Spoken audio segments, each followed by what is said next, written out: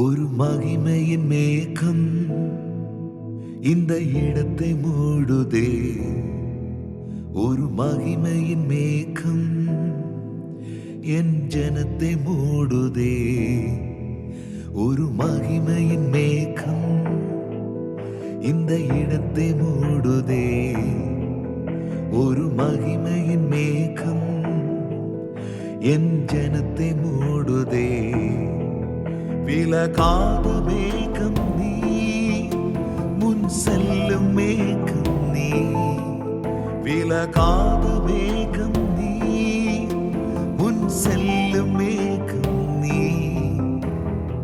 ஆவியானவரே, அன்பின் ஆவியானவரே, வல்ல ஆவியானவரே, தெளிவின் ஆவியானவரே, மகிமையின் ஆவியானவரே, அன்பின் ஆவியானவரே, வல்ல ஆவியானவரே, தெளிவின் ஆவியானவரே.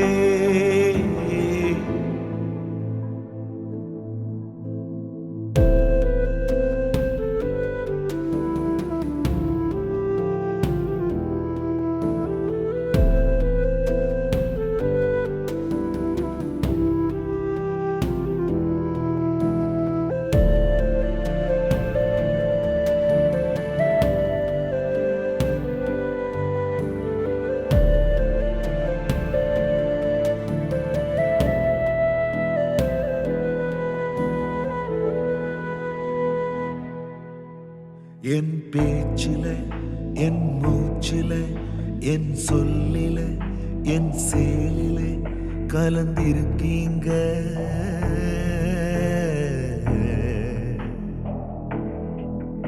என் நினைவில, என் நடத்தையில, என் நினைவில, என் உயிரில கலந்திருக்கீங்க.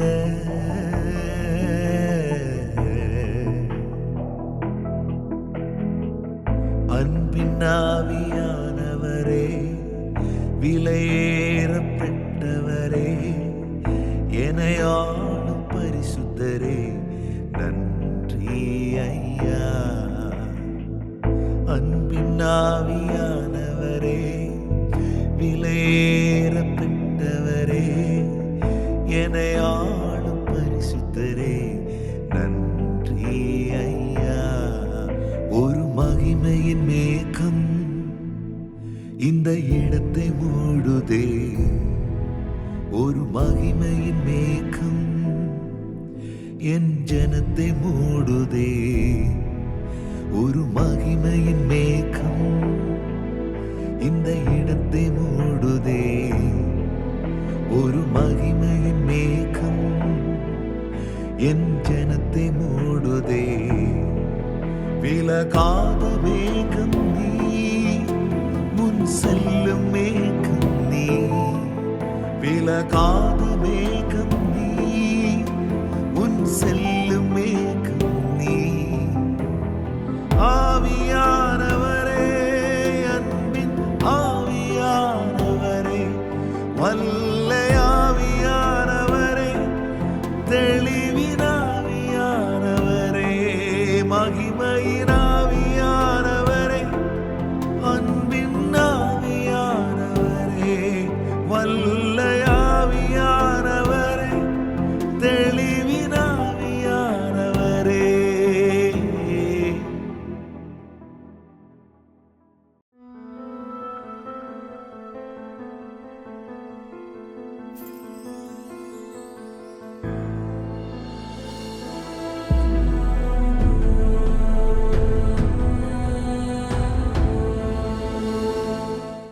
എൻ്റെ എല്ലാ പ്രിയ സഹോദരീ സഹോദരന്മാർക്കും എൻ്റെ എല്ലാ പ്രിയപ്പെട്ടവർക്കും ദൈവമക്കൾക്കും യേശുക്രിസ്തുവിൻ്റെ നിസ്തുല്യമായ നാമത്തിൽ പാട്ടുപ്രസംഗവും എന്ന ഈ പ്രോഗ്രാമിലേക്ക് സ്വാഗതം. ദൈവത്തിൻ്റെ മഹത്വത്തെ വർണ്ണിക്കുന്ന, ദൈവത്തിൻ്റെ മഹിമയെ പുകഴ്ത്തുന്ന ഒരു അനുഗ്രഹീതമായ ഗാനമാണ് നാം ഇപ്പോൾ കേട്ടത്. മറ്റെന്തിനേക്കാളും ശക്തമാണ് ദൈവത്തിൻ്റെ മഹത്വം എന്ന് പറയുന്നത്. മഹത്വം എന്ന വാക്കിന് ഗ്ലോറി എന്നും കാബോദ് എന്നും ഷെഖേന എന്നുമൊക്കെ വിവിധ ഭാഷകളിൽ നമുക്ക് കാണാൻ കഴിയുന്നുണ്ട്. നമ്മുടെ ദൈവം മഹത്വത്തിൻ്റെ ദൈവമാണ്. ദൈവം എല്ലാം നമുക്ക് നൽകിയവനാണ്, എല്ലാം നമുക്ക് നൽകുന്നവനാണ്. എന്നാൽ ഒരു കാര്യം മാത്രം ദൈവം വിട്ടുകൊടുക്കുന്നില്ല, തൻ്റെ മഹത്വത്തെ അവൻ മറ്റാർക്കും വിട്ടുകൊടുക്കുന്നില്ല. ലാസറിന്റെ ഭവനത്തിൽ യേശു കർത്താവ് മാർത്തയോട് പറഞ്ഞത് ഇങ്ങനെയാണ്: വിശ്വസിച്ചാൽ നീ ദൈവത്തിൻ്റെ മഹത്വം കാണും. എന്ന് പറഞ്ഞാൽ ദൈവം ആര് എന്ന് നീ വിശ്വസിച്ചാൽ അറിയും. അവിടെ ദൈവത്തിൻ്റെ മഹത്വം വെളിപ്പെട്ടപ്പോൾ നഷ്ടപ്പെട്ട സഹോദരനായ ലാസറിനെ അവർക്ക് തിരികെ ലഭിച്ചു. ദൈവത്തിൻ്റെ മഹത്വം നഷ്ടമായതിനെ നമ്മിലേക്ക് മടക്കിക്കൊണ്ടുവരും.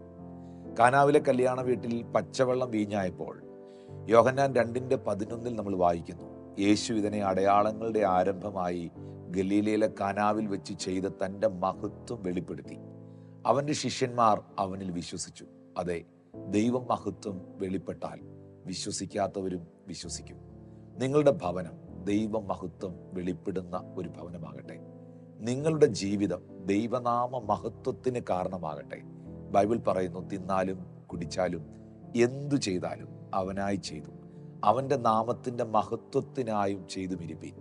നമ്മളെല്ലാവരും കർത്താവിൻ്റെ മഹത്വം അന്വേഷിക്കുന്നവരായാൽ ദൈവത്തിൻ്റെ മഹത്വം നമ്മളെ വിട്ടുപോവുകയില്ല.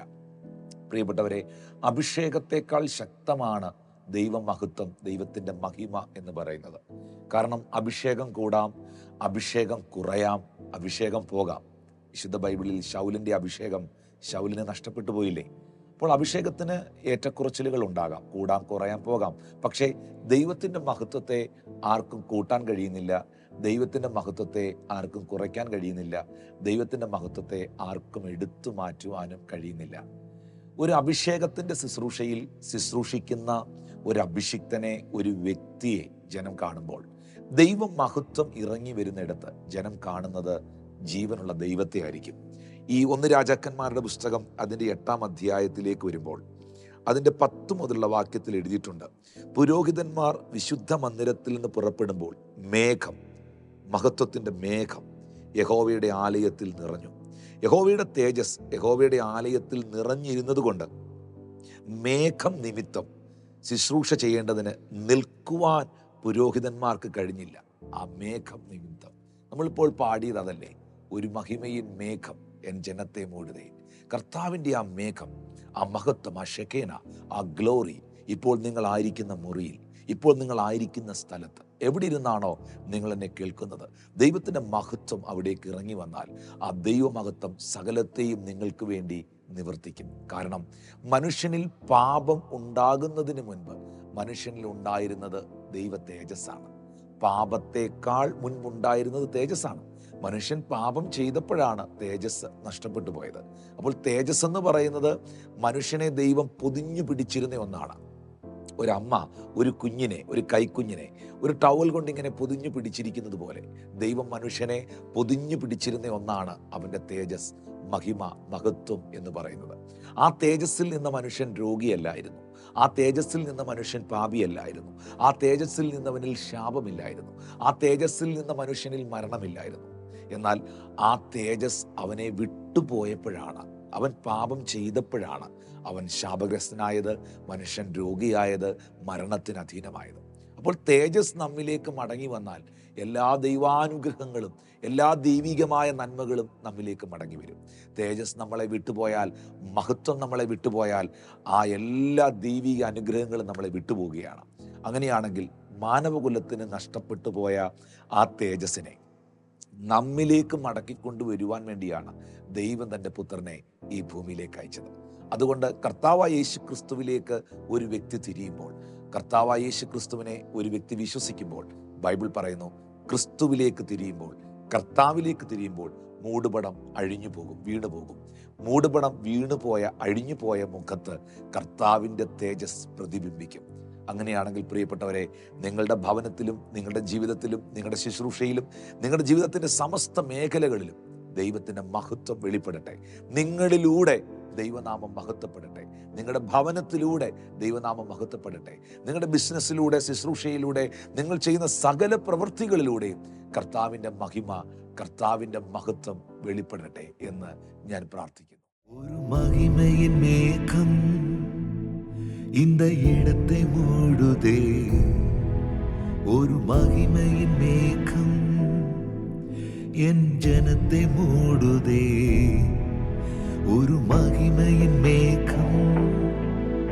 இந்த இடத்தை மூடுதே ஒரு மகிமையின் மேகம், என் ஜனத்தை மூடுதே. விலகாத மேகம் நீ, முன் செல்லும் மேகம் நீ. விலகாத மேகம் நீ, முன் செல்லும் மேகம் நீ.